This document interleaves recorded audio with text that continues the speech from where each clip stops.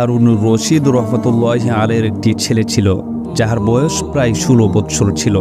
সে অধিকাংশ সময় দুনিয়ার প্রতি অনাসক্ত ও বুজুর্গ লোকদের মজলিসে থাকিত এবং প্রায় সময় কবরস্থানে চলিয়া যাইত। সেখানে যাইয়া বলিত, তোমরা আমাদের পূর্বে দুনিয়াতে ছিলে, দুনিয়ার মালিক ছিলে, কিন্তু এই দুনিয়া তোমাদিগকে মুক্তি দেয় নাই। অবশেষে তোমরা কবরে পৌঁছিয়া গিয়াছ। হাই, কোনোভাবে যদি আমি জানিতে পারিতাম যে তোমাদের উপর কি অতিবাহিত হইতেছে এবং তোমাদের সহিত কি কি সওয়াল জবাব হইয়াছে। আর অধিকাংশ সময় সে এই কবিতা পাঠ করিত, অর্থাৎ আমাকে জানাজা প্রতিদিন ভয় দেখায় এবং মৃত্যুবরণকারীদের উপর ক্রন্দনকারিণীদের আওয়াজ আমাকে চিন্তিত করিয়া রাখে। একদিন সে তাহার পিতা বাদশাহের মজলিসে আসিল। তাহার নিকট উজির আমির সকলেই উপস্থিত ছিল। ছেলের গায়ে সাধারণ একটি কাপড় এবং মাথায় একটি লুঙ্গি বাঁধা ছিল। রাজ্যের কর্মকর্তাগণ পরস্পর বলিতে লাগিল, এ পাগল ছেলেটির কাজকর্ম আমিরুল মুমিনিনকে অন্যান্য বাদশাহদের দৃষ্টিতে হেয় করিয়া দিয়াছে। যদি আমিরুল মুমিনিন তাহাকে সতর্ক করিয়া দেন, তবে হয়তো সে তাহার অবস্থা পরিবর্তন করিবে। আমিরুল মুমিনিন এই কথা শুনিয়া তাহাকে বলিলেন, হে পুত্র, তুমি আমাকে লোকদের দৃষ্টিতে হেয় করিয়া রাখিয়াছ। সে এই কথা শুনিয়া পিতাকে তো কোনো জবাব দিলেন না, কিন্তু একটি পাখি সেখানে বসিয়াছিল। উহাকে বলিল, ওই মহান সত্তার দোহাই, যিনি তোমাকে পয়দা করিয়াছেন, তুমি আমার হাতের ওপর আসিয়া বসিয়া যাও। ওই পাখিটি সেখান হইতে উড়িয়া তাহার হাতের ওপর আসিয়া গেল। অতঃপর বলিল, এখন তুমি তোমার জায়গায় চলিয়া যাও। পাখিটি তাহার হাত হইতে উড়িয়া নিজ জায়গায় চলিয়া গেল। অতঃপর সে আরজ করিল, হে আব্বাজান, প্রকৃতপক্ষে দুনিয়ার প্রতি আপনার মহব্বত আমাকে হেয় করিয়া রাখিয়াছে। এখন আমি এই সিদ্ধান্ত লইয়াছি যে আপনার নিকট হইতে পৃথক হইয়া যাইব। ইহা বলিয়া সে সেখান হইতে রওনা হইয়া গেল। শুধু এক জিলদ কুরআন শরীফ সঙ্গে লইল। বিদায়ের সময় মা তাহাকে অনেক মূল্যবান একটি আংটিও দিয়ে দিলেন, যাহাতে প্রয়োজনের সময় উহা বিক্রয় করিয়া কোনো কাজে লাগাইতে পারে। সে সেখান হইতে রওনা হইয়া বসরায় পৌঁছিল এবং মজদুরদের সহিত কাজ করিতে লাগিল। সপ্তাহে শুধু একদিন শনিবার কাজ করিত, আর 8 দিন ওই মজুরির পয়সা খরচ করিত এবং 8ম দিন শনিবারে আবার কাজ করিত। সে 1 দেরহাম 1 দানিক, অর্থাৎ 1 দেরহামের 6 ভাগের 1 ভাগ মজুরি লইত। ইহা হইতে কম বা বেশি লইত না, প্রতিদিন 1 দানিক খরচ করিত। আবু আমের বসরি রহমতুল্লাহি আলাইহি বলেন, আমার একটি দেয়াল পড়িয়া গিয়াছিল। উহা ঠিক করিবার জন্য আমি একজন মিস্ত্রি তালাশ করিতে বাহির হইলাম। কেহ বলিল যে এই ব্যক্তিও নির্মাণের কাজ করে। আমি দেখিলাম অত্যন্ত সুশ্রী একটি ছেলে বসিয়া রহিয়াছে, নিকটে একটি থলি রাখা আছে এবং দেখিয়া কোরআন শরীফ পড়িতেছে। আমি তাহাকে জিজ্ঞাসা করিলাম, হে ছেলে, কাজ করিবে? সে বলিতে লাগিল, কেন করিব না? কাজ করিবার জন্যই তো পয়দা হইয়াছি। আপনি বলুন, আমার দ্বারা কি কাজ লইতে চান? আমি বলিলাম, গাড়া মাটির নির্মাণ কাজ লইব। সে বলিল, 1 দেরহাম 1 দানিক মজুরি হইবে এবং নামাজের সময়ে কাজ করিব না, আমাকে নামাজের জন্য যাইতে হইবে। আমি তাহার উভয় শর্তই মঞ্জুর করিলাম এবং তাহাকে আনিয়া কাজে লাগাইয়া দিলাম। মাগরিবের সময় যখন আমি দেখিলাম, তখন সে 10 জন লোকের কাজ করিয়াছে। আমি তাহাকে 2 দেরহাম মজুরি দিলাম। সে শর্তের অতিরিক্ত লইতে অস্বীকার করিল এবং 1 দেরহাম 1 দানিক লইয়া চলিয়া গেল। দ্বিতীয় দিন আমি আবার তাহার তালাশে বাহির হইলাম, কিন্তু আমি তাহাকে কোথাও পাইলাম না। আমি লোকদের নিকট জিজ্ঞাসা করিলাম যে এইরূপ চেহারা বিশিষ্ট একটি ছেলে মজদুরি করে, কাহারও কি জানা আছে যে তাহাকে কোথায় পাওয়া যাইবে? লোকেরা বলিল, সে শুধু শনিবার দিনই মজদুরি করে, এই দিনের আগে তুমি কোথাও তাহাকে পাইবে না। কাজ দেখিয়া তাহার প্রতি আমার এইরূপ আগ্রহ সৃষ্টি হইয়াছে যে আমি 8 দিন পর্যন্ত আমার নির্মাণ কাজ বন্ধ রাখিলাম এবং শনিবার দিন তাহার তালাশে বাহির হইলাম।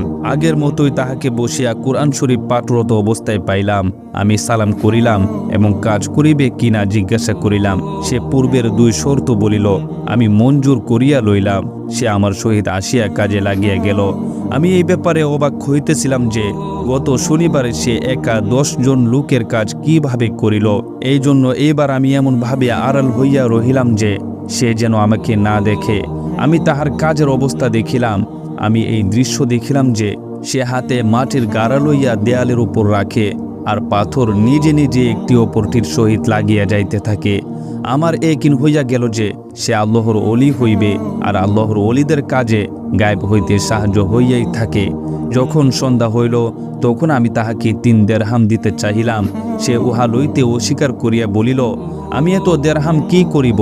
সে 1 দেরহাম 1 দানিক লইয়া চলিয়া গেল। আমি 1 সপ্তাহ পুনরায় অপেক্ষা করিলাম। 3য় শনিবারে আবার তাহার তালাশে বাহির হইলাম, কিন্তু আমি তাহাকে পাইলাম না। আমি লোকদের জিজ্ঞাসা করিলাম। এক ব্যক্তি বলিল, সে 3 দিন যাবৎ অসুস্থ, অমুক নির্জন জঙ্গলে পড়িয়া রহিয়াছে। আমি এক ব্যক্তিকে বিনিময় দিয়া রাজি করিলাম যে সে আমাকে ওই জঙ্গলে পৌঁছাইয়া দিবে।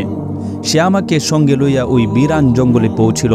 তখন আমি দেখিলাম সে বেহুশ অবস্থায় পড়িয়া রহিয়াছে। একটি ইটের অর্ধেক টুকরা তাহার মাথার নিচে রহিয়াছে। আমি তাহাকে সালাম করিলাম, সে জবাব দিল না।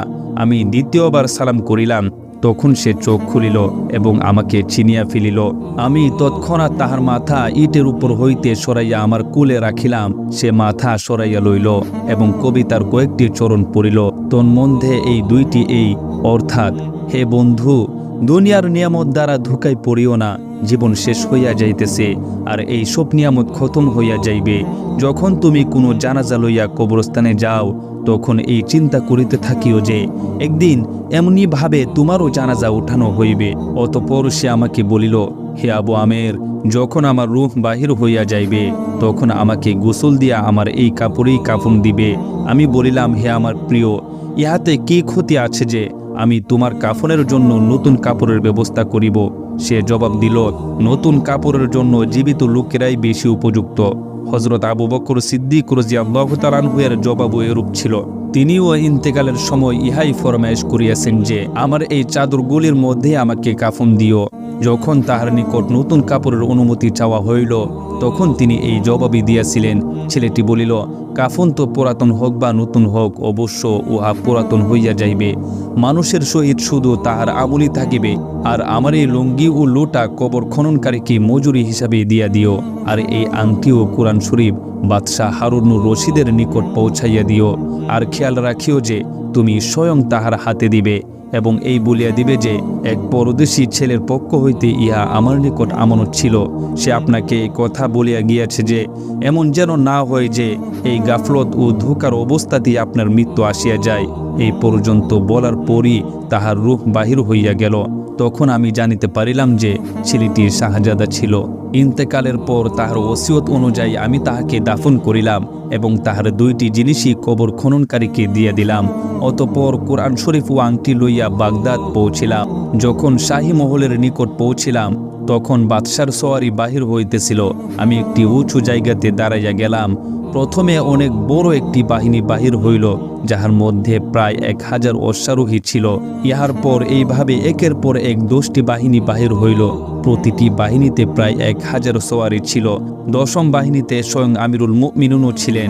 আমি জোরে আওয়াজ দিয়া বলিলাম, হে আমিরুল মুমিনিন, হুজুর সাল্লাল্লাহু আলাইহি ওয়াসাল্লামের সহিত আপনার সম্পর্ক ও আত্মীয়তার দোহাই, আপনি একটু থামুন। আমার আওয়াজ শুনিয়া তিনি আমার দিকে দেখিলেন।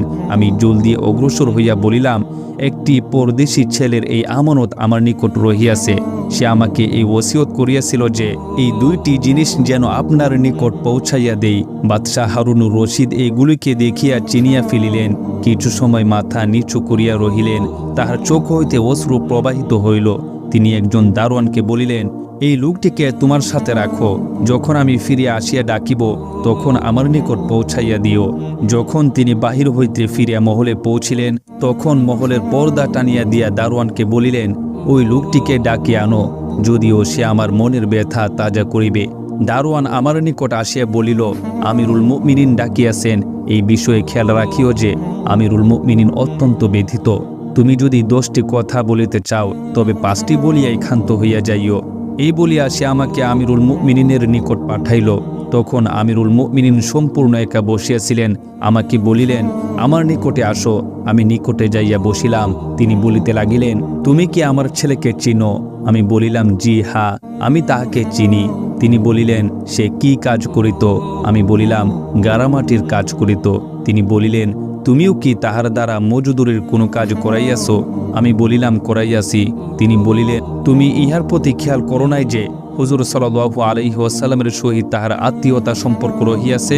তাহারা হুজুর সাল্লাল্লাহু আলাইহি ওয়াসাল্লামের চাচা হযরত আব্বাস রাদিয়াল্লাহু তাআলা আনহু এর আওলাদ ছিলেন। আমি বলিলাম, হে আমিরুল মুমিনিন, প্রথমে আমি আল্লাহ তাআলার নিকট ক্ষমা চাহিতেছি, অতঃপর আপনার নিকট ক্ষমা চাহিতেছি। যে তখন এই ব্যাপারে আমি মোটেও জানিতাম না যে সে কে। তার ইন্তেকালের সময় তাহার অবস্থা আমার জানা হইয়াছে।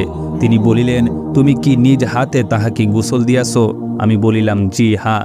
তিনি বলিলেন, তোমার হাত দাও। আমার হাত লইয়া তিনি তাহার সিনার উপর রাখিলেন এবং কয়েকটি কবিতা পড়িলেন, যাহার অর্থ এই: হে ওই মুসাফির, যাহার জন্য আমার অন্তর বিগলিত হইতেছে আর আমার চক্ষু তাহার জন্য অশ্রু বহাইতেছে। হে ওই ব্যক্তি, যাহার কবর দূরে রহিয়াছে কিন্তু তাহার ব্যথা আমার নিকটে রহিয়াছে। নিঃসন্দেহে মৃত্যু সর্বোত্তম আনন্দের জীবনকেও বিষণ্ণ করিয়া দেই। সেই মুসাফির একটি চাঁদের টুকরা ছিল, অর্থাৎ তাহার চেহারা যাহা খাঁটি চাঁদের ডালির উপর ছিল, অর্থাৎ তাহার দেহের উপর। অবশেষে চাঁদের টুকরাটিও কবরে পৌঁছিয়া গেল এবং চাঁদের ডালাও কবরে পৌঁছিয়া গেল। অতঃপর হারুনুর রশিদ বসরায় তাহার কবরের নিকট যাওয়ার ইচ্ছা করিলেন। আবু আমের রহমতুল্লাহি আলাইহির সঙ্গে ছিলেন। তাহার কবরের পার্শ্বে পৌঁছিয়া বাদশাহ হারুনুর রশিদ কয়েকটি কবিতা পাঠ করিলেন, যাহার অর্থ এই: হে ওই মুসাফির, যে তাহার সফর হইতে আর কখনো ফিরিবে না, মৃত্যু অল্প বয়সী তাহাকে ছিনাইয়া লইয়া গিয়াছে। হে আমার চোখের শীতলতা, তুমি আমার মনের সান্ত্বনা এবং অন্তরের শান্তি ছিলে। দীর্ঘ রাত্রিতেও এবং সংক্ষিপ্ত রাত্রিগুলিতেও তুমি মৃত্যুর পেয়ালা পান করিয়াছ, যা অতি সত্বর তোমার বৃদ্ধ পিতা বার্ধক্য অবস্থায় পান করিবে, বরং দুনিয়ার প্রতিটি মানুষ উহাকে পান করিবে, চাই সে গ্রামের অধিবাসী হোক কিংবা শহরের অধিবাসী হোক। অতএব সমস্ত প্রশংসা একমাত্র লা শরীক ওই আল্লাহর, যাহার লিখিত তকদিরে এই লীলা খেলা। আবু আমের রহমতুল্লাহি আলাইহি বলেন, উহার পরবর্তী রাত্রিতে আমি আমার ওজিফাসমূহ আদায় করিয়া মাত্র শুইয়াছিলাম। এমন সময় আমি স্বপ্নে দেখিলাম একটি নূরের গম্বুজ, যাহার উপর মেঘের মতো নূর ছড়াইতেছে। নূরের ওই মেঘমালা হইতে ওই ছেলেটি আমাকে আওয়াজ দিয়া বলিল, হে আবু আমের, আল্লাহ তাআলা তোমাকে উত্তম বদলা দান করুন। তুমি আমার কাফন দাফনের ব্যবস্থা করিয়াছ এবং আমার ওসিয়ত পুরা করিয়াছ। আমি তাহাকে জিজ্ঞাসা করিলাম, হে আমার প্রিয়, তোমার কি অবস্থা হইয়াছে? সে বলিতে লাগিল, আমি এমন মাওলার নিকট পৌঁছিয়াছি, যিনি অত্যন্ত দয়াশীল। তিনি আমার প্রতি খুবই সন্তুষ্ট। তিনি আমাকে ওই সমস্ত জিনিস দান করিয়াছেন, যাহা কখনো কোনো চক্ষু দেখে নাই, কোনো কান শুনে নাই, কোনো মানুষের অন্তর উহার কল্পনাও করে নাই। ইহা একটি প্রসিদ্ধ হাদিসের বিষয়বস্তু। হুজুর সাল্লাল্লাহু আলাইহি ওয়াসাল্লাম ইরশাদ করিয়াছেন, আল্লাহ তাআলা ইরশাদ করেন, আমি আমার নেক বান্দাদের জন্য এমন এমন জিনিস তৈরি করিয়া রাখিয়াছি, যাহা না কোনো চোখ কখনো দেখিয়াছে, না কোনো কান শুনিয়াছে, না কাহারও অন্তর উহার কল্পনা করিয়াছে। হযরত আব্দুল্লাহ ইবনে মাসউদ রাদিয়াল্লাহু তাআলা আনহু বলেন, তাওরাত কিতাবে লিখিত আছে, আল্লাহ তাআলা ওই সমস্ত লোকদের জন্য যাহারা রাত্রে বিছানা হইতে দূরে থাকে, অর্থাৎ তাহাজ্জুদ নামাজ আদায়কারীদের জন্য ওই সমস্ত জিনিস তৈয়ার করিয়া রাখিয়াছেন, যাহা না কোনো চোখ দেখিয়াছে, না কোনো কান শুনিয়াছে, না কোনো মানুষের অন্তর উহার কল্পনা করিয়াছে, না উহাকে কোনো নৈকট্যপ্রাপ্ত ফেরেশতা জানে, না কোনো নবী রসুল জানে। আর এই বিষয়বস্তু কোরআন পাকেও বর্ণিত হইয়াছে, ফালা তা'লামু নাফসুম মা উখফিয়া লাহুম মিন কুররাতি আয়ুন, অর্থাৎ অতএব কারো জানা নাই যে এইরূপ লোকদের জন্য কত যে নয়ন জোড়ানো আসবাব গায়বী ভাণ্ডার মওজুদ রহিয়াছে। সূরা সাজদা আয়াত নং 17। অতঃপর সেই ছেলেটি বলিল, আল্লাহ তাআলা কসম খাইয়া বলিয়াছেন, যে কেহ দুনিয়া হইতে এভাবে বাহির হইয়া আসিবে, যেমন আমি বাহির হইয়া আসিয়াছি, তাহার জন্যেও এই ইজ্জত ও সম্মান রহিয়াছে, যাহা আমাকে দেওয়া হইয়াছে। লেখক বলেন, এই সম্পূর্ণ ঘটনাটি আমার নিকট অপর একটি সূত্রেও পৌঁছিয়াছে। উহাতে এই কথাও রহিয়াছে যে কোনো এক ব্যক্তি হারুনুর রশিদকে তাহার ওই ছেলে সম্পর্কে প্রশ্ন করিল। তখন তিনি বলিলেন, আমি বাদশাহ হওয়ার পূর্বে এই ছেলের জন্ম হইয়াছিল, অনেক উত্তম রূপে তাহার প্রতিপালন হইয়াছে, কোরআন শরীফও পড়িয়াছে এবং বিভিন্ন এলিমও শিখিয়াছে। যখন আমি বাদশাহ হইয়া গেলাম, তখন সে আমাকে ছাড়িয়া চলিয়া গিয়াছে। আমার দুনিয়া দ্বারা সে কোনো সুখ ভোগ করে নাই। বিদের সময় আমি তাহার মাকে বলিয়াছিলাম যেন এই আংটি দিয়া দেই। এই আংটির মধ্যে যে ইয়াকুত পাথর রহিয়াছে, উহা অনেক মূল্যবান ছিল, কিন্তু সে ইহাকেও কাজে লাগাই নাই, মৃত্যুর সময় ফেরত দিয়া গেল। এই ছেলে তাহার মায়ের খুবই অনুগত ছিল। যেই পিতার দুনিয়াদারিতে এই ছেলে মন ক্ষুণ্ণ হইয়া চলিয়া গিয়াছিল, সেই হারুনুর রশিদ পূর্ণবান বাদশাদের মধ্যে ছিলেন। সম্পদ ও প্রাচুর্যের মধ্যে পদস্খলন্ত হইয়াই যায়, কিন্তু তাহার দিনই কীর্তিসমূহ ইতিহাসে বহুল পরিমাণে মজুদ রহিয়াছে। বাদশাহী যুগেও তিনি মৃত্যু পর্যন্ত দৈনিক 100 রাকাত নফল নামাজ পড়িতেন। নিজস্ব সম্পদ হইতে দৈনিক 1000 দেরহাম দান করিতেন। 1 বৎসর হজ করিতেন আর 1 বৎসর জিহাদে শরিক হইতেন। যে বৎসর নিজে হজ্জে যাইতে তাহাদের সঙ্গে 100 উলামায়ে কেরামকে তাহাদের পুত্রদের সহ হজ্জে লইয়া যাইতেন। আর যে বৎসর হজ করিতেন না সেই বৎসর 300 লোককে তাহাদের পূর্ণ খরচ এবং পোশাক সরঞ্জাম ইত্যাদি সহকারে হজ্জে পাঠাইতেন। তাহাদিগকে অত্যন্ত প্রশস্ততার সহিত খরচ দিতেন এবং উন্নত মানের পোশাকও দিতেন। ইহা ছাড়াও প্রচুর পরিমাণে দান খয়রাত করিতে থাকিতেন। যাহারা চাহিত তাহাদিগকেও দিতেন, যাহারা চাহিত না তাহাদিগকেও দিতেন। তাহার মজলিসে উলামায়ে কেরামের খুবই সম্মান ছিল। উলামায়ে কেরামকে তিনি অত্যন্ত মহব্বত করিতেন। আবু মুয়াবিয়া জারির রহমতুল্লাহি আলাইহি বিখ্যাত অন্ধ মুহাদ্দিস ছিলেন। তিনি একবার বাদশার সহিত খানা খাইলেন। খাওয়ার পর হারুনুর রশিদ স্বয়ং তাহার হাত ধোয়াইলেন এবং বলিলেন, এলেমের সম্মানে আমি হাত ধোয়াইতেছি। একবার আবু মুয়াবিয়া রহমতুল্লাহি আলাইহি হুজুর সাল্লাল্লাহু আলাইহি ওয়াসাল্লামের ওই হাদিস বর্ণনা করিলেন, যাহার মধ্যে হযরত আদম ও হযরত মূসা আলাইহিস সালামের বিতর্কের বর্ণনা ছিল। ইহা শুনিয়া এক ব্যক্তি বলিয়া উঠিল, এই দুইজনের সাক্ষাৎ কোথায় হইল? ইহা শুনিয়া বাদশাহ রাগান্বিত হইয়া গেলেন এবং বলিলেন, আমার তলোয়ার আনো। এই বদ্দিন ও নাস্তিক হুজুর সাল্লাল্লাহু আলাইহি ওয়াসাল্লামের হাদিসের উপর প্রশ্ন করিতেছে। তিনি উপদেশমূলক কথা শুনিয়া অনেক বেশি কাঁদিতেন। একবার বাদশাহ হারুনুর রশিদ হজ্জে যাইতেছিলেন। পথে কুফা নগরীতে কয়েকদিন অবস্থান করিলেন। যখন সেখান হইতে রওনা হওয়ার সময় হইল, তখন বাদশাহের সওয়ারি দেখিবার আগ্রহে শহরের বাহির হইতে অনেক লোক জমা হইয়া গেল। বাহলুল মজনুনও আসিয়া হাজির হইলেন এবং পথে একটি আবর্জনার স্তূপের উপর বসিয়া গেলেন। ছেলেপেলের দল সবসময় তাহাকে বিরক্ত করিত, ঢিল মারিত, হাসি ঠাট্টা করিত। উহারা রীতিমতো তাহার চতুর্দিকে জমা হইয়া গেল। বাদশার সোয়ারি যখন নিকটে আসিল, তখন ছেলেপেলেরা এদিক সেদিকে চলিয়া গেল। তিনি জোরে আওয়াজ দিয়া বলিলেন, হে আমিরুল মুমিনিন, হে আমিরুল মুমিনিন। ইহা শুনিয়া হারুনুর রশিদ সোয়ারির পর্দা উঠাইলেন এবং বলিলেন, লাব্বাইক ইয়া বাহলুল, লাব্বাইক ইয়া বাহলুল, অর্থাৎ হে বাহলুল আমি হাজির, হে বাহলুল আমি হাজির, বলো তুমি কি বলিবে। তিনি বলিলেন, আমার নিকট আইমান রহমতুল্লাহি আলাইহি এই হাদিস বর্ণনা করিয়াছেন যে হযরত কুদামা রাদিয়াল্লাহু তাআলা আনহু বলেন, হুজুর সাল্লাল্লাহু আলাইহি ওয়াসাল্লাম যখন হজ্জে তশরিফ লইয়া যাইতেছিলেন, তখন আমি একটি মিনাতে তাহাকে একটি উটের উপর সওয়ার দেখিলাম, যাহার উপর সাধারণ হাওদা উটের উপর বসিবার আসন ছিল। না লোকদেরকে সম্মুখ হইতে সরানো হইতেছিল, না হটিয়া যাও সরিয়া যাও, এর কোনো সুরগুল ছিল। হে আমিরুল মুমিনিন, তোমারও এই সফরে বিনয়ের সহিত চলা, অহংকারের সহিত চলা হইতে উত্তম। হারুনুর রশিদ ইহা শুনিয়া কাঁদিতে লাগিলেন। অতঃপর বলিলেন, হে বাহলুল, আরও কিছু নসিহত করো, আল্লাহ তাআলা তোমার উপর রহম করুন।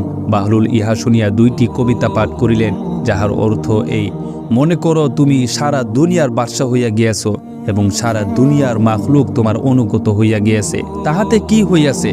আগামীকাল তো অবশ্যই তোমার ঠিকানা কবরের গর্ত হইবে। কেহ এদিক হইতে মাটি ফেলিতে থাকিবে আর কেহ ওই দিক হইতে মাটি ফেলিতে থাকিবে। ইহা শুনিয়া বাদশাহ হারুনুর রশিদ পুনরায় অনেক কাঁদিলেন এবং বলিলেন, হে বাহলুল, তুমি অনেক ভালো কথা বলিয়াছ, আরও কিছু বলো। বাহলুল বলিলেন, হে আমিরুল মুমিনিন, যাহাকে আল্লাহ তাআলা মাল ও সৌন্দর্য দান করেন এবং সে নিজের মালকে আল্লাহর রাস্তায় খরচ করে এবং নিজের সৌন্দর্যকে গুনাহ হইতে হেফাজত রাখে, তাহাকে আল্লাহ তাআলার দপ্তরে নেক লোকদের মধ্যে লেখা হয়। হারুনুর রশিদ বলিলেন, তুমি অনেক ভালো কথা বলিয়াছ, ইহার পুরস্কার পাওয়া উচিত। বাহলুল বলিলেন, পুরস্কারের অর্থ ওইসব লোকদেরকে ফেরত দাও, যাহাদের নিকট হইতে ট্যাক্স ইত্যাদি বাবদ লইয়া রাখিয়াছ। তোমার পুরস্কারের আমার প্রয়োজন নাই। হারুনুর রশিদ বলিলেন, যদি তোমার জিম্মায় কারো করজ থাকে তবে আমি উহা আদায় করিয়া দিব। বাহলুল বলিলেন, হে আমিরুল মুমিনিন, করজ দ্বারা করজ আদায় করা যায় না, অর্থাৎ এই অর্থ যাহা তোমার নিকট আছে ইহা অন্যের হক, যাহা তোমার জিম্মায় তাহাদের পাওনা হিসাবে রহিয়াছে। হকদারদের হক ফেরত দাও। প্রথমে নিজের করজ আদায় করো, তারপর অন্যের করজের চিন্তা করিও। হারুনুর রশিদ বলিলেন, তোমার জন্য কোনো ভাতা ঠিক করিয়া দেই, যাহা দ্বারা তোমার খানাপিনার ব্যবস্থা হইয়া যাইবে। বাহলুল বলিলেন, আমি এবং তুমি উভয়ই আল্লাহ তাআলার বান্দা, ইহা অসম্ভব যে তিনি তোমার রিজিকের তো চিন্তা করিবেন আর আমার রিজিকের চিন্তা করিবেন না। ইহার পর বাদশাহ হারুনুর রশিদ শহরের পর্দা নামাইলেন এবং সম্মুখে অগ্রসর হইলেন। বাদশাহ হারুনুর রশিদ সম্পর্কে প্রসিদ্ধ আছে যে নসিহতের কথা শুনিয়ে তিনি অনেক বেশি কাঁদিতেন। একবার হজ্জে যাইতেছিলেন, সাদুন মজনুন সম্মুখে আসিয়া উপস্থিত হইলেন এবং কয়েকটি কবিতা পাঠ করিলেন, যাহার অর্থ এই: মনে করো তুমি সারা দুনিয়ার বাদশা হইয়া গিয়েছ, কিন্তু শেষ পর্যন্ত কি তোমার মৃত্যু আসিবে না? দুনিয়াকে তোমার দুশ্মনদের জন্য ছাড়িয়া দাও। যে দুনিয়া আজ তোমাকে খুব হাসাইতেছে, কাল সে তোমাকে অনেক বেশি কাঁদাইবে। এই কবিতাগুলি শুনিয়া হারুনুর রশিদ চিৎকার দিয়ে বেহুশ হইয়া পড়িয়া গেলেন এবং এত দীর্ঘ সময় বেহুশ থাকিলেন যে তাহার 3 ওয়াক্ত নামাজ কাজা হইয়া গেল। বাদশাহ হারুনুর রশিদের আংটিতে এই মোহর খোদাইকৃত ছিল: আল আজমাতু ওয়াল কুদরতু লিল্লাহ, অর্থাৎ সর্বপ্রকার বরত্ব ও সর্বপ্রকার ক্ষমতা একমাত্র আল্লাহ তাআলারই জন্য। এই বিষয়টি যেন সর্বদাই তাহার দৃষ্টির সম্মুখে থাকিত। হযরত মালিক ইবনে দিনার রাহমাতুল্লাহি আলাইহি বলেন, আমি একবার বসরার জঙ্গল দিয়ে যাইতেছিলাম। সেখানে হযরত সাদুনকে দেখিলাম, যিনি সাদুন মজলুন নামে প্রসিদ্ধ ছিলেন। আমি তাহাকে জিজ্ঞাসা করিলাম, কি অবস্থা? তিনি বলিতে লাগিলেন, এমন ব্যক্তির অবস্থা কি জিজ্ঞাসা করিতেছ, যে সকাল সন্ধ্যা সব সময় একটি দীর্ঘ সফরের জন্য তৈয়ার হইয়া বসিয়া রহিয়াছে। সফরের জন্য কোনো প্রকার সম্বল তাহার সঙ্গে নাই, সফরের কোনো সামান বা সওয়ারি ইত্যাদি তাহার নিকট নাই। এমন মাওলার নিকট তাহাকে যাইতে হইবে, যিনি অত্যন্ত ন্যায়পরায়ণ ও বড় দয়ালু। তিনি তখন মানুষের মধ্যে ফয়সালা করিয়া দিবেন। এই বলিয়া তিনি অনেক বেশি কাঁদিতে লাগিলেন। আমি জিজ্ঞাসা করিলাম, কাঁদিবার কি আছে? তিনি বলিতে লাগিলেন, আমি দুনিয়ার বিচ্ছেদের জন্য কাঁদিতেছি না, আর না মৃত্যুর ভয়ে কাঁদিতেছি, বরং আমার জীবনের ওই দিনগুলির উপর কাঁদিতেছি, যাহা কোনো নেক আমল ব্যতীত কাটিয়া গিয়েছে। আল্লাহর কসম, সফরে সামানের স্বল্পলতা আমাকে কাঁদাইতেছে। সফর অনেক দীর্ঘ এবং বড় কষ্টের। এই সফরে অনেক ঘাটি সম্মুখে আসিবে, অথচ আমার নিকট সফরের কোনো সামান মজুদ নাই। এই সফরের সমস্ত মুসিবত সহ্য করিবার পরও ইহা জানা নাই যে জান্নাতে যাইব না জাহান্নামে নিক্ষিপ্ত হইব। আমি তাহার এই হেকমতপূর্ণ কথা শুনিয়া বলিলাম, লোকেরা আপনাকে পাগল বলে, অথচ আপনি তো অনেক ভালো কথা বলেন। তিনি বলিলেন, তুমিও দুনিয়াদার লোকদের কথাই ধোঁকায় পড়িয়া গিয়াছ। আমি পাগল নই। আমার মনিবের মহব্বত আমার অন্তরে, আমার কলিজায়, আমার গোশত ও চামড়ায় এবং আমার হাড়ে ঢুকিয়া গিয়াছে। তাহার মহব্বতে আমি হয়রান ও পেরেশান থাকি। এই কারণে দুনিয়ার পাগলরা আমাকে পাগল বলে। আমি জিজ্ঞাসা করিলাম, আপনি কেন মানুষের নিকট হইতে পলায়ন করেন, জঙ্গলে পড়িয়া থাকেন? ইহা শুনিয়া তিনি 2টি কবিতা পাঠ করিলেন, যাহার অর্থ এই: মানুষের নিকট হইতে সর্বদা দূরে থাকো এবং সবসময় আল্লাহ তাআলার সান্নিধ্য অবলম্বন করো। যখনই যেইভাবে তোমার মনে চাই মানুষকে পরীক্ষা করিয়া দেখো, তুমি সর্ব অবস্থায় তাহাদিগকে বিচ্ছুরণী দেখিতে পাইবে, কেননা কষ্ট দেওয়া ছাড়া তাহাদের আর কোনো কাজ নাই। চিশতিয়া খান্দাকের বিখ্যাত বুজুর্গ হযরত আব্দুল ওয়াহাব ইবনে জায়েদ রাহমাতুল্লাহি আলাইহি বলেন, আমি একাধারে 3 রাত্রি অনবরত এই দোয়া পড়িতে থাকিলাম: হে আল্লাহ, জান্নাতে আমার সাথী যে হইবে, তার সহিত দুনিয়াতেই আমার সাক্ষাৎ করাইয়া দাও। 3 দিন পর আমাকে বলা হইল, তোমার সাথী মাইমুনা সাউদা হইবে। তিনি একজন হাবশী মহিলা ছিলেন। এত কালো ছিলেন যে তার উপাধি সাউদা কৃষ্ণবর্ণ হইয়া গিয়েছিল। আমি জিজ্ঞাসা করিলাম, তাহাকে কোথায় পাওয়া যাইবে? আমাকে বলা হইল, কুফার অমুক গোত্রের মধ্যে আছে। আমি তাহার সহিত সাক্ষাৎ করিবার জন্য রওনা হইয়া গেলাম। কুফায় পৌঁছে আমি তাহার অবস্থা জিজ্ঞাসা করিলাম। আমাকে বলা হইল, তিনি বকরি চড়াইবার কাজ করেন, অমুক জঙ্গলে আছেন। আমি সেই জঙ্গলে পৌঁছিলাম। তিনি একটি মোটা তালিযুক্ত কাপড় পরিয়া নামাজ পড়িতেছিলেন। তাহার নিকটেই বকরি ও বাঘ একত্রে চড়িতেছিল। যখন আমি পৌঁছিলাম, তখন তিনি তাহার নামাজ সংক্ষিপ্ত করিয়া সালাম ফিরাইলেন। সালাম ফিরাইয়া বলিতে লাগিলেন, হে আব্দুল ওয়াহেদ, আজ নয়, আজ তুমি চলিয়া যাও। সাক্ষাতের ওয়াদা কিয়ামতের দিবসে রহিল। আমি তাহাকে বলিলাম, আল্লাহ তাআলা আপনার প্রতি দয়া করুন। আপনি কিভাবে জানিতে পারিলেন যে আমি আব্দুল ওয়াহেদ? তিনি বলিতে লাগিলেন, তুমি কি জানো না যে রূহসমূহ রূহ জগতে একটি বাহিনীর মতো একত্রিত ছিল? সেখানে যাহাদের পরস্পর পরিচয় হইয়া গিয়াছে, তাহারা দুনিয়াতেও পরস্পর পরিচিত হইয়া যায়। ইহা বিখ্যাত একটি হাদিসের বিষয়বস্তু। আমি তাহাকে বলিলাম, আমাকে কোনো নসিহত করুন।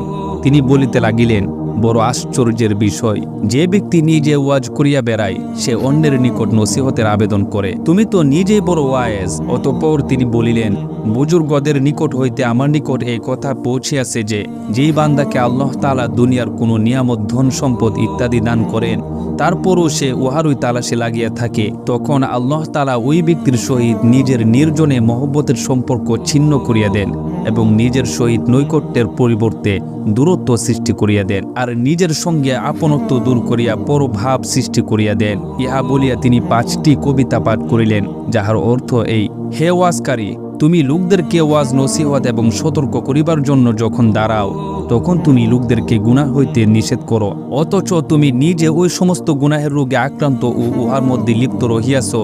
যদি তুমি অন্যদেরকে নসিহত করার পূর্বে নিজের সংশোধন করিয়া লইতে এবং নিজের গুনাহসমূহ হইতে তওবা করিয়া লইতে, তবে তোমার কথার প্রভাব তাহাদের দিলের উপর পড়িত। কিন্তু যখন তুমি এইরূপ অবস্থায় অন্যদেরকে নিষেধ করো যে তুমি স্বয়ং উহাতে লিপ্ত রহিয়াছ, তখন তুমি এই নিষেধ করার ব্যাপারে নিজেই সন্দেহের মধ্যে রহিয়াছ।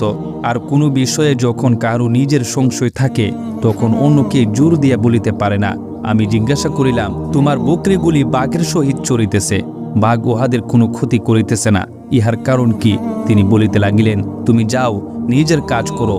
আমি আমার সরদারের সহিত সন্ধি করিয়াছি যে তিনি আমার বকরি এবং বাঘের মধ্যে সন্ধি করিয়া দিয়েছেন। হযরত উতবা গোলাম রহমতুল্লাহ আলাইহি বলেন, আমি বসরার জঙ্গল দিয়ে যাইতেছিলাম। আমি জঙ্গলের অধিবাসীদের কয়েকটি তাঁবু দেখিলাম। সেখানে তাহাদের ক্ষেত খামার ছিল।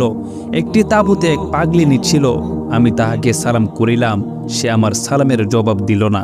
সম্ভবত সালাম শুনে নাই, অথবা এমন কোনো অবস্থা হইয়াছিল যখন সালামের জবাব দেওয়া জরুরি নয়, কেননা অনেক ক্ষেত্রে সালামের জবাব দিতে হয় না।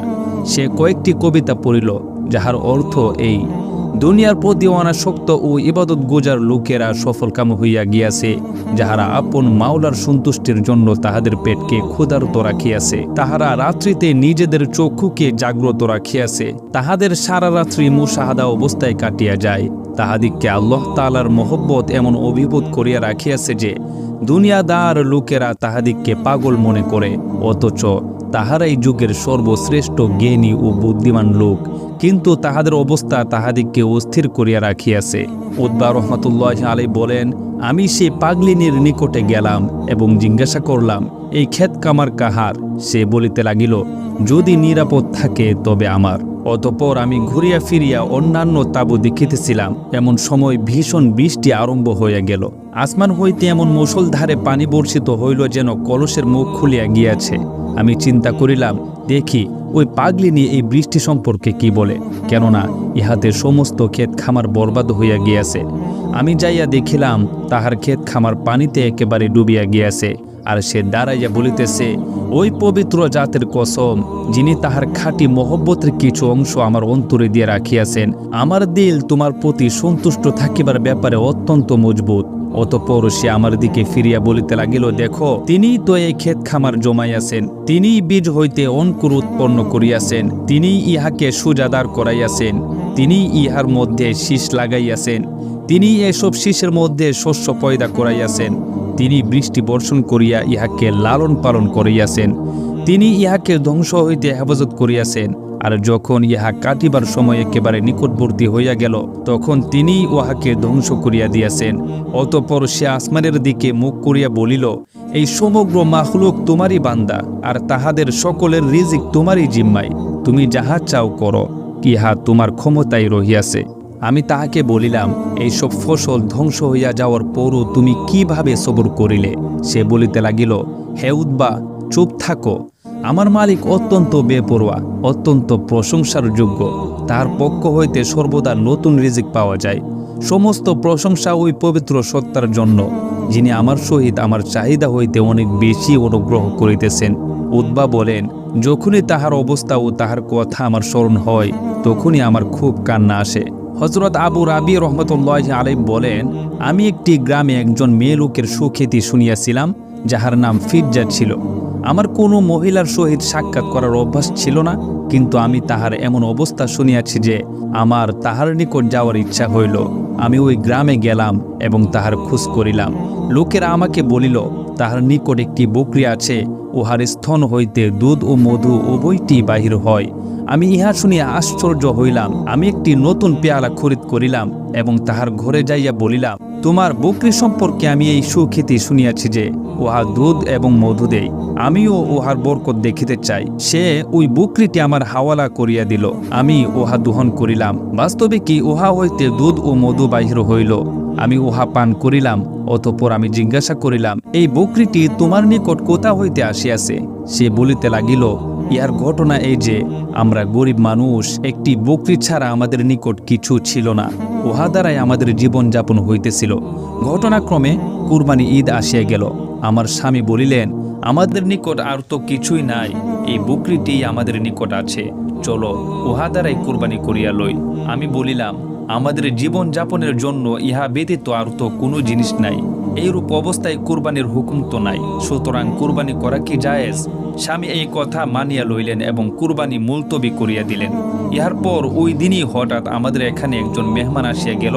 তখন আমি স্বামীকে বলিলাম, মেহমানের সম্মান করার তো হুকুম রহিয়াছে, এইদিকে অন্য কোনো জিনিসও নাই, এই বকরিটি জবাই করিয়া ফেলুন।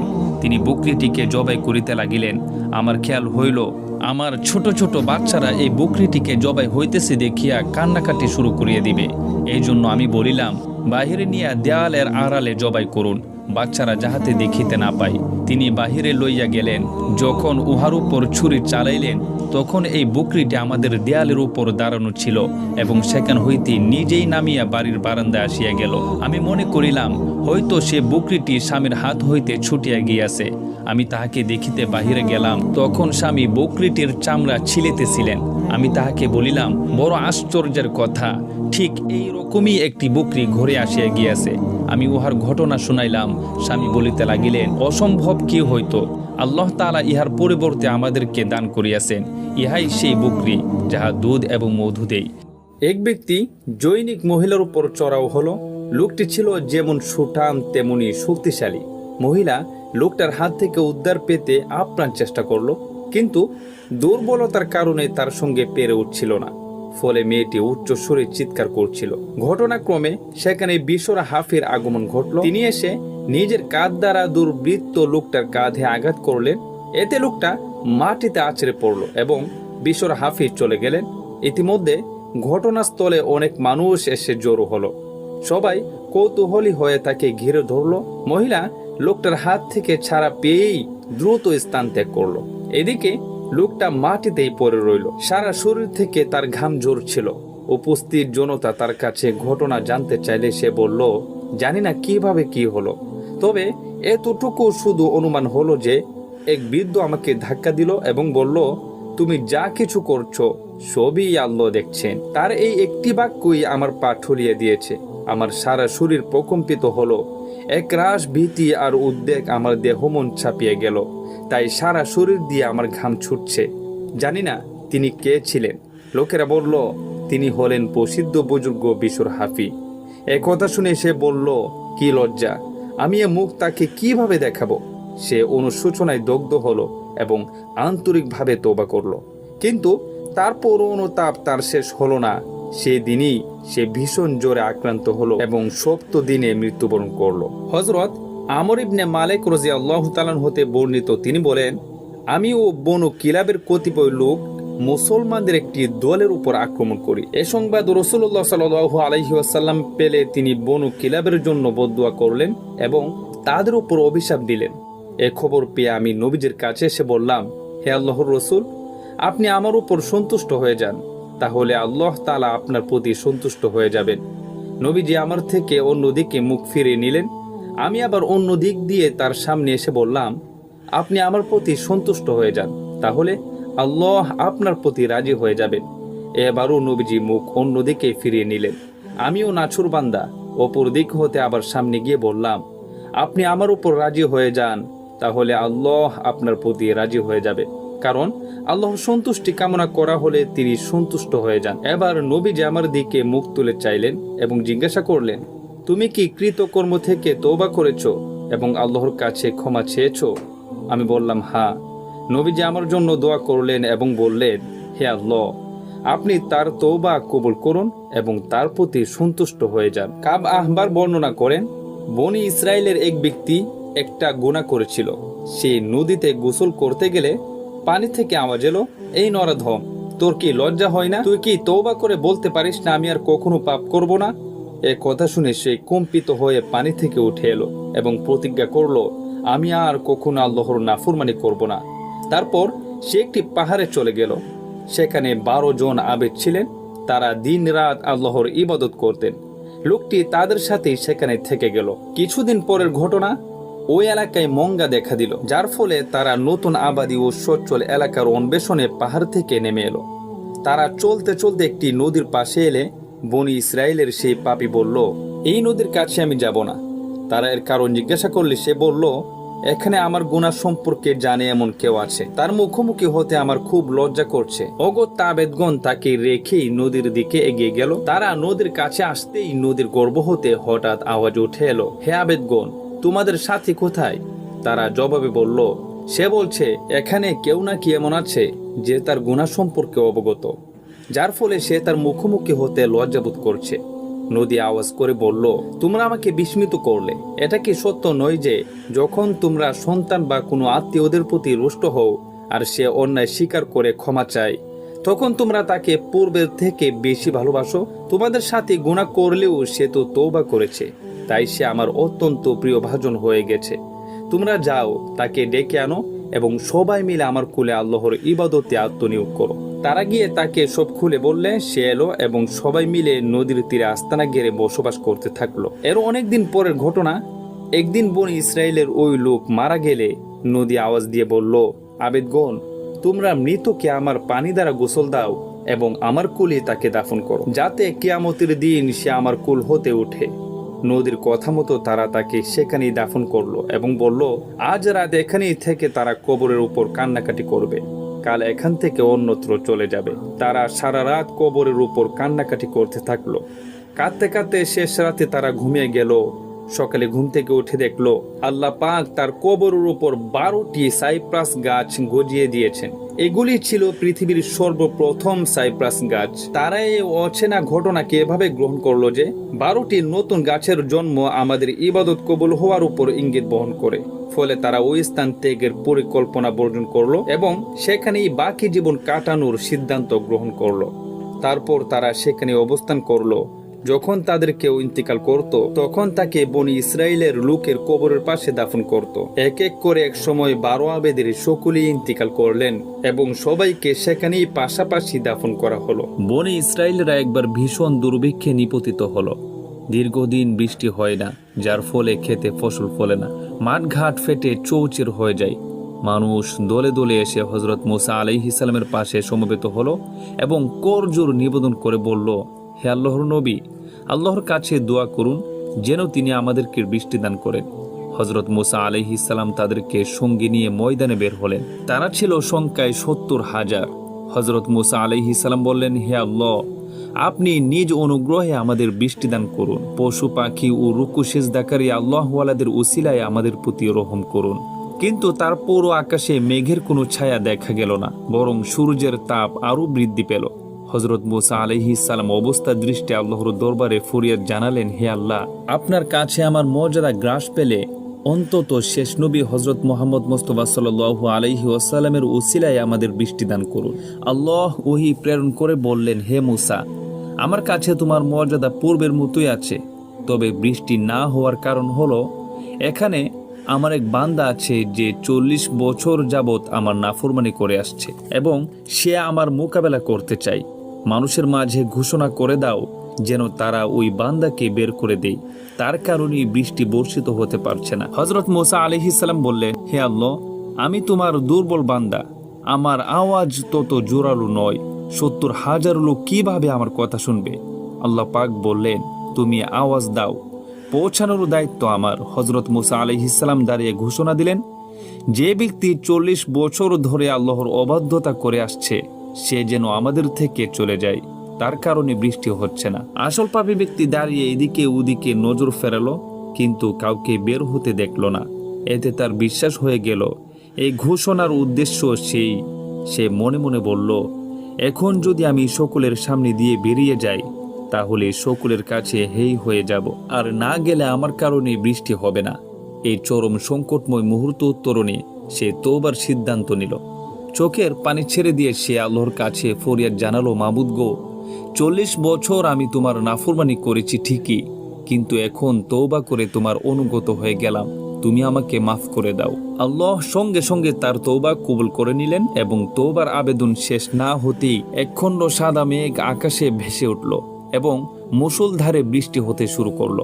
হজরত মুসা আলাইহিস সালাম এতে বিস্মিত হয়ে নিবেদন করলেন, হে আল্লাহ, এখান থেকে তো কেউ বের হয়নি, তাহলে বৃষ্টি হলো কিভাবে? আল্লাহ পাক বললেন, তার কারণেই বৃষ্টি হয়েছে, যার কারণে এতদিন বৃষ্টি বন্ধ ছিল।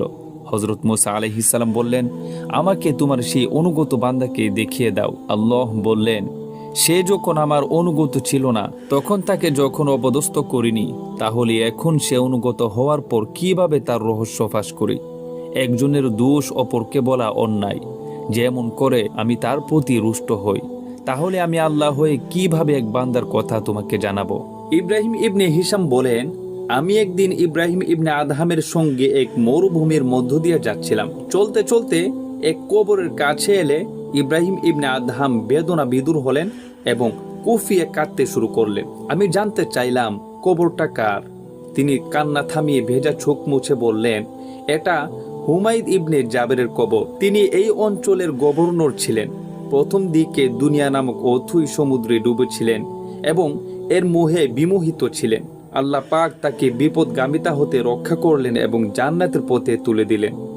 ইব্রাহিম ইবনে আদহাম গভর্নরের ঘটনার বিবরণ দিয়ে বললেন, আমি শুনেছি একদিন তিনি রাজ্যের মালিকানা, ক্ষমতার দাপট ও অর্থ বৈভবের প্রাচুর্যে খুশিতে আত্মহারা হয়ে যান। তিনি আনন্দের আতিশয্যে গণ্যমান্য লোকদের সঙ্গে ভুরি ভোজন ও চিত্ত বিনোদনে গভীরভাবে হারিয়ে যান। দিন শেষে রাত আসে। ক্লান্ত শরীরের অবসাদ দূর করতে নিজেকে ছুড়ে দেন পালঙ্কের আরামদায়ক বিছানায়। কিছুক্ষণের মধ্যেই তিনি গভীর ঘুমে হারিয়ে যান। মধ্যরাতে স্বপ্নে তিনি তার শিয়রে এক ব্যক্তিকে দাঁড়ানো দেখেন। তার হাতে একটি কিতাব ছিল। লোকটি হুমায়দকে কিতাবটি দিলে তিনি খুলে দেখলেন, তাতে একটি পত্র স্বর্ণাক্ষরে লিখিত। পত্রের বিবরণ ছিল এই: নশ্বর জিনিসকে অবিনশ্বর জিনিসের উপর প্রাধান্য দিও না। রাজত্ব, শক্তি, চাকর বাকর, দাস দাসী, বিলাসী দ্রব্য ও চিত্ত বিনোদনের গর্বে আত্মহারা হইও না। কেননা তোমার অর্জিত এসব বিষয়ে দামি ও মূল্যবান হলেও ধ্বংসশীল। তোমার রাজত্ব আছে ঠিকই, কিন্তু তা দুদিন পরে থাকবে না। তুমি আজ আনন্দে বিভোর আছো, কিন্তু তোমার এই আনন্দ সব দিন থাকবে না। তাই এসব ছেড়ে আল্লাহর প্রতি ধাবিত হও। আল্লাহ তাআলা বলেছেন, তোমরা আল্লাহর ক্ষমা প্রাপ্তির ও সেই জান্নাত লাভের জন্য এগিয়ে চলো, যার পরিধি আসমান জমিন সমান। যারা আল্লাহকে ভয় করে এবং গুনাহ থেকে বেঁচে থাকে, এটি তাদের জন্য নির্মিত। তারপর গভর্নরের ঘুম ভেঙে গেল। তিনি ধরফর করে উঠে বসলেন এবং স্বপ্নের কথা স্মরণ করে মনে মনে বললেন, নিঃসন্দেহে এটি আল্লাহর পক্ষ থেকে আমার প্রতি সুস্পষ্ট সতর্কবাণী। তারপর তিনি স্থির সিদ্ধান্ত গ্রহণ করলেন, আর দুনিয়া নয়, এবার আল্লাহ ও আখিরাতমুখী হতে হবে।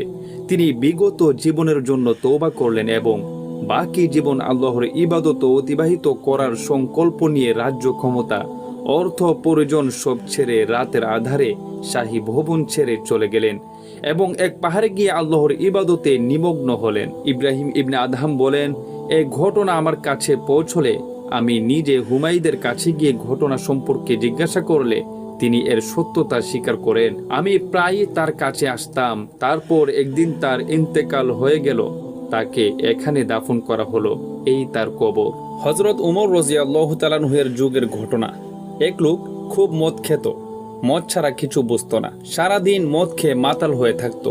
একদিন লোকটা একটা বোতলে মদ পুরে মদিনার পথ দিয়ে যাচ্ছিল। হঠাৎ দেখলো সামনের দিক থেকে হযরত ওমর রাদিয়াল্লাহু তাআলা আনহু আসছেন। তখন তার শরীরে কম্পন শুরু হয়ে গেল, কারণ তার জানা ছিল মদের ব্যাপারে হযরত ওমর রাদিয়াল্লাহু তাআলা আনহু বড়ই কঠোর। মদ পাইকে তিনি কঠিন শাস্তি দেন। তাই সে ভাবতে লাগলো, যদি হযরত ওমর রাদিয়াল্লাহু তাআলা আনহু তার হাতে মদের বোতল দেখেন, তাহলে জীবনে মেরে ফেলবেন। এদিকে তার এই সুযোগও ছিল না যে বোতলটা কোথাও লুকিয়ে রাখবেন, কেননা তা করতে গেলে হযরত ওমর রাদিয়াল্লাহু তাআলা আনহুর কাছে ধরা পড়ে যাবে। শেষমেশ সে আল্লাহর শরণাপন্ন হলো এবং দোয়া করতে লাগলো, হে আল্লাহ, আজ তুমি আমার একমাত্র ইজ্জত রক্ষা করতে পারো। সন্দেহ নেই আমি শরাবখোর এবং অত্যন্ত পাপী, কিন্তু এটাও তো ঠিক যে তুমি আমার স্রষ্টা, তুমি সৃষ্টি করেছ আমাকে। ওগো দয়াময় প্রভু, আজ ওমরের হাত থেকে তুমি আমাকে বাঁচাও। তুমি অনুগ্রহ করে এই মদকে খাঁটি দুধে পরিণত করে দাও। আমি তওবা করছি, আর মদ পান করব না। ওমর যদি আজ আমার হাতে শরাবের বোতল দেখেন, তাহলে একদম মেরেই ফেলবেন। আমি আর মদ স্পর্শ করব না। দোয়া শেষ হতেই হযরত ওমর রাদিয়াল্লাহু তাআলা আনহু ওই লোকের সামনে চলে এলেন এবং জিজ্ঞেস করলেন, তোমার হাতে কি? সে বলল, হুজুর, দুধ। দুধ কি কেউ বোতলে ভরে আঁচলে লুকিয়ে রাখে? সে বলল, খুব গরম ছিল তাই। হযরত উমর রাদিয়াল্লাহু তাআলা আনহু বললেন, দেখাও দেখি। খোলা হলো বোতল। হযরত উমর রাদিয়াল্লাহু তাআলা আনহু দেখলেন ঠিকই বোতলে খাঁটি দুধই রয়েছে এবং খুব গরম। হযরত আবু হুরায়রা রাদিয়াল্লাহু তাআলা আনহু বর্ণনা করেন, রাসূলুল্লাহ সাল্লাল্লাহু আলাইহি ওয়াসাল্লাম পূর্ববর্তী উম্মতদের মধ্য থেকে একটি ঘটনা বর্ণনা করেছেন। এক ব্যক্তি বড় গুনাহগার ছিল, অসৎ উপায়ে অসৎ পথে নিজের জীবন বিলীন করেছিল। অবশেষে যখন মৃত্যুর মুখে এসে পড়ল, তখন সে নিজের পরিবারস্থ লোকদের ওসিয়ত করে বলল, আমার জীবনে আমি অনেক পাপ করেছি, অসৎ কাজ করেছি, কোনো ভালো কাজ করিনি। তাই আমি যখন মৃত্যুবরণ করব, তোমরা আমার লাশ জ্বালিয়ে দিও আর ছাইগুলো প্রবল বাতাসে উড়িয়ে দিও, যেন তা ছড়িয়ে ছিটিয়ে দূর দূরান্তে চলে যায়। এই ওসিয়ত আমি এই জন্য করলাম যে, আল্লাহর শপথ, আমি যদি আল্লাহ পাকের হাতে ধরা পড়ে যাই, তবে তিনি আমাকে এমন শাস্তি দিবেন যা দুনিয়ার কাউকে দিবেন না, কারণ আমি খুব জঘন্য অপরাধ করেছি। একদিন লোকটির ইন্তেকাল হলো। তার স্বজনরা তার ওসিয়ত অনুযায়ী তাকে জ্বালিয়ে ছাইগুলো পিষে প্রবল বাতাসে ছড়িয়ে দিল। এই কাজটি ছিল চরম নির্বুদ্ধিতা। লোকটি ভেবেছিল আল্লাহ পাক তার এই বিক্ষিপ্ত ছাই একত্র করতে সক্ষম নন, তাই সে কাজ করতে স্বজনদের নির্দেশ দিয়েছিল। আল্লাহ পাক ফেরেশতাদের নির্দেশ দিলেন, বিক্ষিপ্ত ছাই একত্রিত করো। যখন একত্রিত করা হলো, তখন আল্লাহ পাক তাকে পুনরায় মানুষ বানিয়ে দিলেন। এরপর আল্লাহ পাক তাকে প্রশ্ন করলেন, কি ব্যাপার, তুমি তোমার পরিবারস্থ লোকদের এমন ওসিয়ত কেন করলে? উত্তরে লোকটি বলল, হে প্রভু, শুধু তোমার ভয়ে আর আমার বিশ্বাস ছিল যে আমি যে সমস্ত অন্যায় কাজ করেছি তার প্রেক্ষিতে আমাকে কঠোর শাস্তি দিবেন, তাই আমি আপনার শাস্তির ভয়ে এ ধরনের ওসিয়ত করেছিলাম। লোকটির এই কথা শুনে আল্লাহ রাব্বুল আলামিন বললেন, সত্যি কি তুমি আমার ভয়ে এসব করেছো? যাও, তোমাকে আমি ক্ষমা করে দিলাম। সহিহ মুসলিম। রাসূলুল্লাহ সাল্লাল্লাহু আলাইহি ওয়াসাল্লাম এই ঘটনার দ্বারা আমাদেরকে বোঝাতে চেয়েছেন যে বাস্তবেই আল্লাহর রহমত বাহানা অনুসন্ধান করো, ফলে তোমরা আল্লাহর কাছে লজ্জিত হও, ইস্তেগফার করো, তওবা করো, তাহলে তিনি তোমাদের তওবা কবুল করবেন। আল্লাহ তাআলা আমাদের সবাইকে নিজ নিজ গুনাহের উপর লজ্জিত হওয়ার তৌফিক দিন, আমিন। হযরত তানবী রহমাতুল্লাহি আলাইহি তার মাওয়াইজে আশরাফিয়া নামক কিতাবে একটি ঘটনা উল্লেখ করেছেন।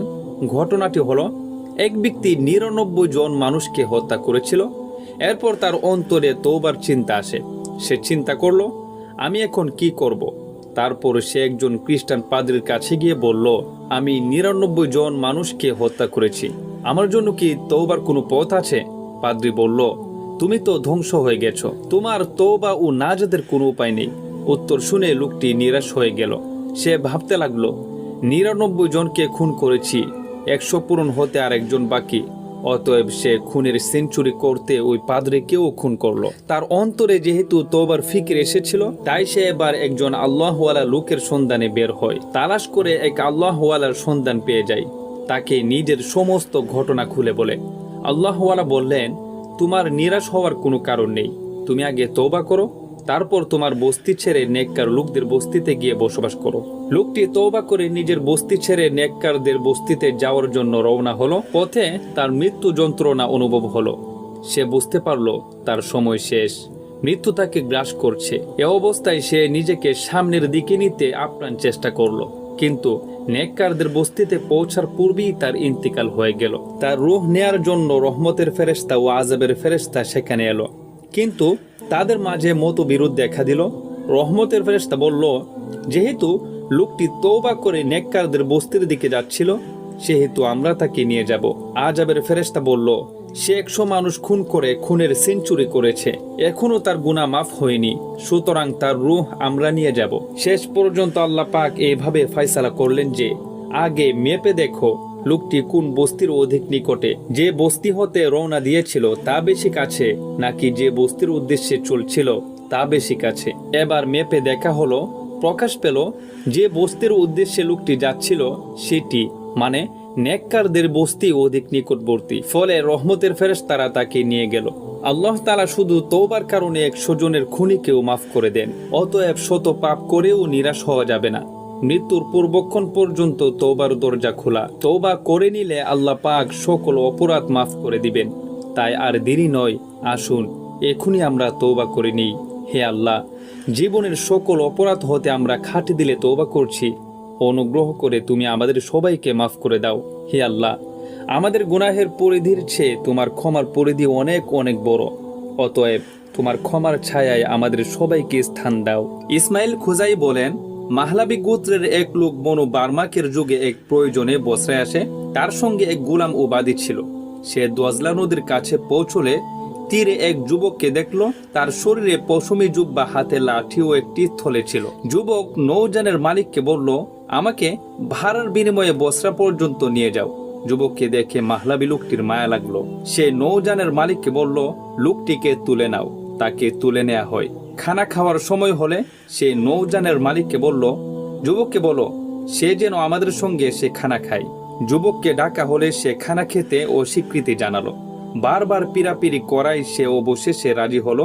খানা খাওয়া শেষ হলে যুবক উঠে পড়ল এবং নামাজ পড়ার ইচ্ছা প্রকাশ করলো। মাহলাবি ব্যক্তি তাকে বাধা দিয়ে বলল, আর একটু বসো। তারপর সে মদের পেয়ালা আনতে বলল। এক পেয়ালা সে নিজে পান করলো এবং এক পেয়ালা দাসীকে পান করতে দিল। যুবককেও এক পেয়ালা দিল, কিন্তু যুবক বলল, মাফ করবেন, আমি এটা খাই না। লোকটি বলল, ঠিক আছে, আমাদের সঙ্গে বসো। মাহলাবি লোকটি বাদীকে তবলা আনতে বলল। সে থলে হতে তবলা ও একতারা বের করে গান গাইতে শুরু করলো। লোকটি যুবকের দিকে ফিরে বলল, এর মতো বলতে পারো? সে বলল, আমি এর থেকে আরো ভালো বলতে পারি। এরপর যুবক সূরা নিসার ৭৭ ও ৭৮ নাম্বার আয়াত পাঠ করলো, যার অর্থ নিম্নরূপ, হে নবী, আপনি বলে দিন, দুনিয়ার আসবাব ক্ষণস্থায়ী। যারা মুত্তাকি তাদের জন্য আখিরাতি উত্তম। তোমাদেরকে বিন্দু মাত্র কম দেয়া হবে না।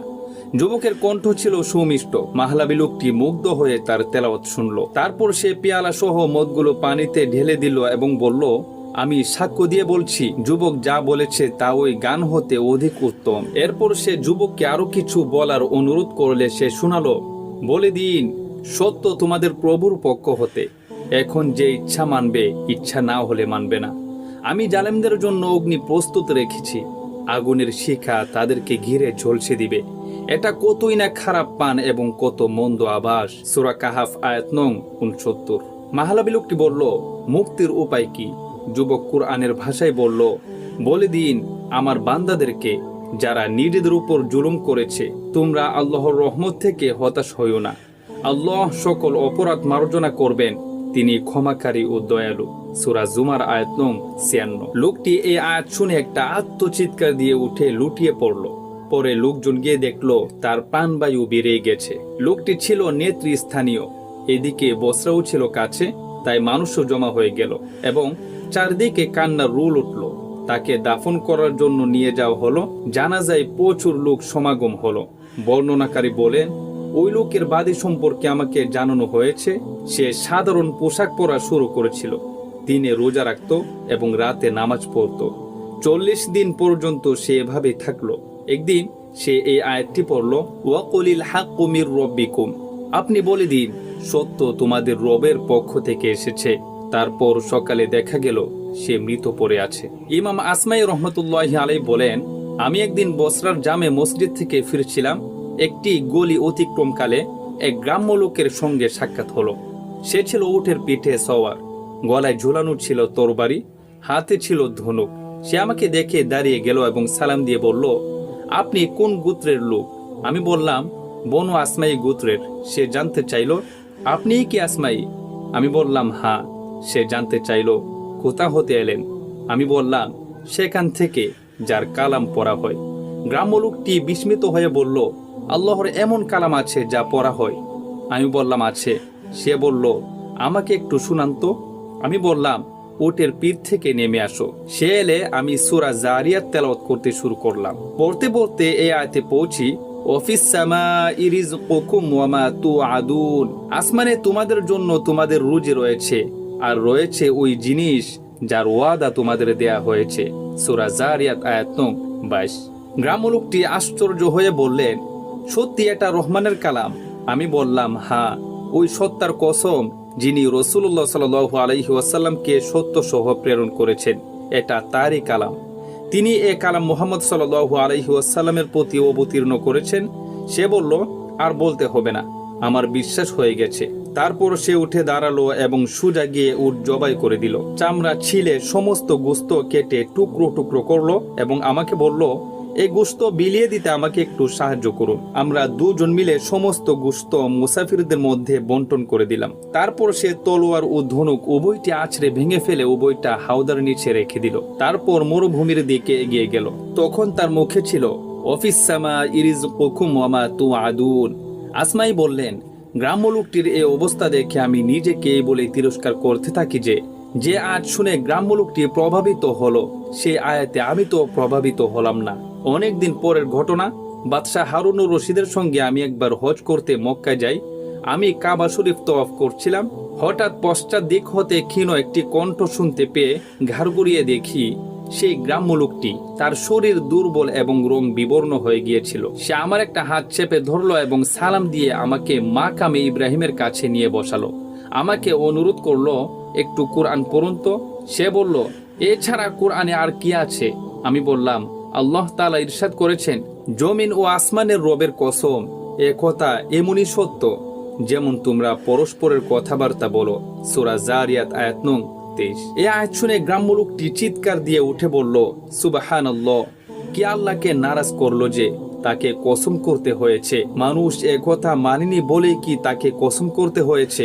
একথা সে 3 বার বলল। তারপর তার ইন্তেকাল হয়ে গেল। আবু ইসহাক ফাজরি বলেন, এক ব্যক্তি প্রায় আমাদের মজলিসে এসে বসতো। তার অর্ধেক মুখ সব সময় ঢাকা থাকতো। আমি একদিন কৌতূহলী হয়ে জিজ্ঞাসা করলাম, তুমি আমাদের সাথে প্রায় অবস্থান করো এবং তোমার অর্ধেক মুখ সব সময় ঢাকা থাকে, ব্যাপারটা কি? কিন্তু লোকটি বলতে চাইল না এবং বারবারই এড়িয়ে যেতে চাইল। আমি নাছুরবান্দা হয়ে বললাম, তুমি ঘটনাটা খুলে বলো, কোনো সমস্যা হবে না। লোকটি তার ঘটনা শোনালো। আমি কাফন ছিলাম। কাউকে দাফন করা হলেই আমি গভীর রাতে কবর খুঁড়ে মুর্দার শরীর হতে কাফনের কাপড় খুলে আনতাম। একদিন এক মহিলাকে দাফন করা হলো। আমি তার কবরটা খুঁড়ে ফেললাম।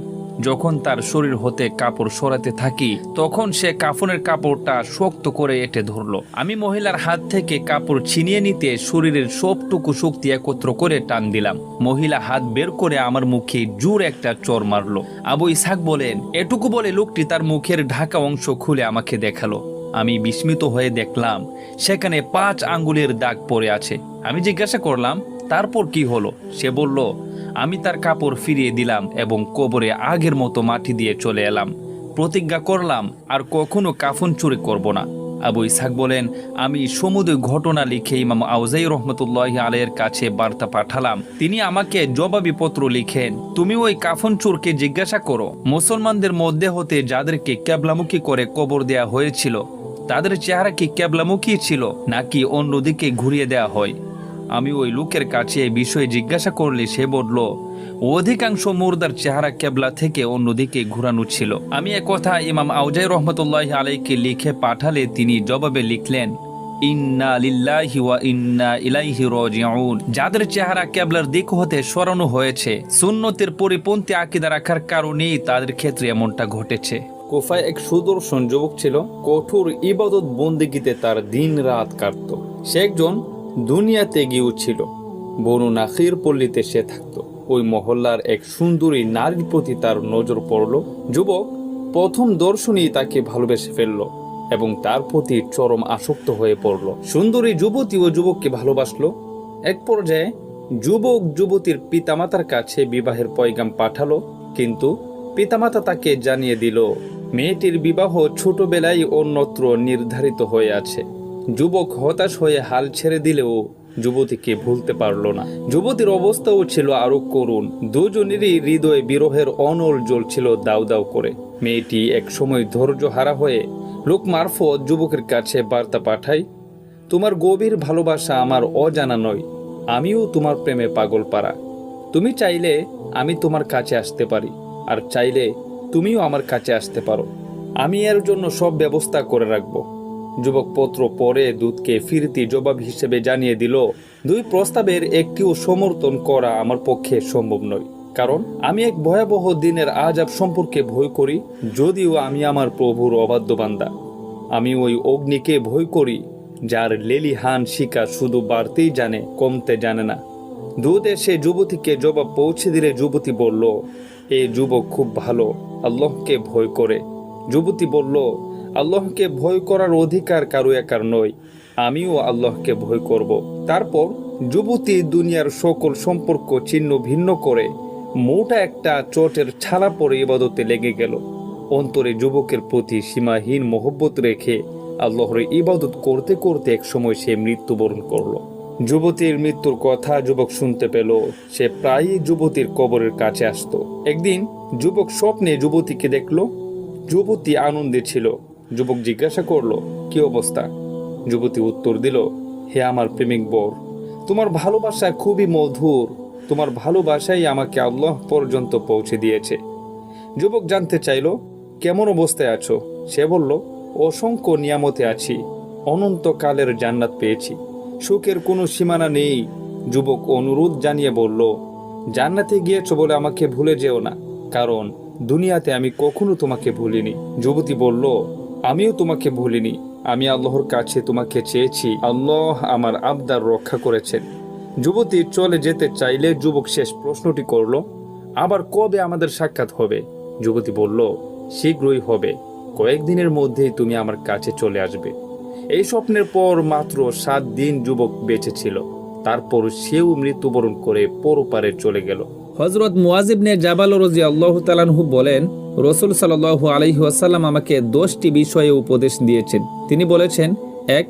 আল্লাহর সাথে কাউকে শরীক করবে না, যদিও তোমাকে নিহত করা হয় বা জ্বালিয়ে দেওয়া হয়। 2. তুমি তোমার পিতামাতার অবাধ্য হবে না, যদি তারা তোমাকে পরিবার পরিজন ও মালমাত্রা ছেড়ে যেতে বলেন। 3. ইচ্ছা করে কখনো ফরজ সালাত ছাড়বে না, কেননা যে ইচ্ছা করে ফরজ সালাত ছেড়ে দেয় তার হেফাজতের পক্ষে আল্লাহর প্রদত্ত দায়িত্ব উঠে যায়। 4. কখনো শরাব পান করবে না, কেননা তা সমস্ত অশ্লীলতার মূল। 5. সাবধান, গুনাহ হতে বেঁচে থাকবে, কেননা গুনাহ দ্বারা আল্লাহর ক্রোধ পৌঁছে যায়। 6. খবরদার, জিহাদ হতে পলায়ন করবে না, যদিও সকল লোক ধ্বংস হয়ে যায়। 7. যখন লোকের মধ্যে মহামারী দেখা দিবে আর তুমি সেখানে থাকবে, তখন তথায় অবস্থান করবে, পলায়ন করবে না। 8. তোমার সামর্থ্য অনুযায়ী তোমার পরিবারের জন্য ব্যয় করবে, কার্পণ্য করে তাদের ভরণ পোষণে কষ্ট দিবে না। 9. তোমার পরিবারের লোকদের আদব কায়দার শিক্ষাদান ব্যাপারে শাসন হতে কখনো বিরত থাকবে না। 10. এবং আল্লাহ সম্পর্কে তাদের ভয় প্রদর্শন করতে থাকবে। আহমদ মিশকাত হাদিস নং 55।